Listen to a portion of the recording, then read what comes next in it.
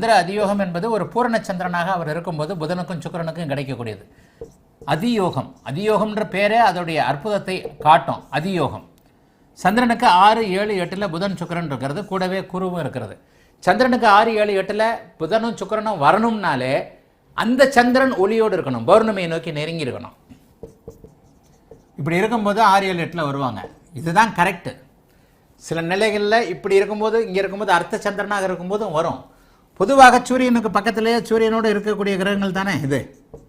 அப்போ இந்த அமைப்பில் இருக்கும்போது சூரியனோடு புதனோ சூரியனோடு சுக்கிரனோ இருக்கும் பொழுது இங்கே பக்கத்திலேயே குருவும் சூரியனோடு குருவே சேர்ந்திருக்கிறார்னு வைங்க. இப்போ இந்த சூரியனோட குருவே சேர்ந்திருக்கிறார் என்றால் இது ஒரு சிவராஜ யோகமாக செயல்பட்டு, சூரியனுக்கு சந்திர அதியோகம் எப்பவுமே கிடையாது, சூரியனுக்கு பௌர்ணமி யோகம் மட்டும் உண்டு. இந்த அமைப்பு மட்டுமே சூரியனை புனிதப்படுத்தும், சுபத்துவப்படுத்தும். இது பௌர்ணமி யோகம். இந்த இடத்துல சூரியனும் சேர்ந்து பௌர்ணமி சந்திரனுடைய பார்வையில் இருக்கிறார். இங்கே சந்திரன் இருந்தால் சூரியனுக்கான அதியோகம் கிடையாது. குருவுக்கும் சுக்கிரனுக்கு மட்டும் அதியோகம் இருக்கும். சூரியன் பௌர்ணமி சந்திரனுக்கு நேரே இருக்கும் பொழுது மட்டுமே அதியோகத்தை அனுபவிக்கிறார்.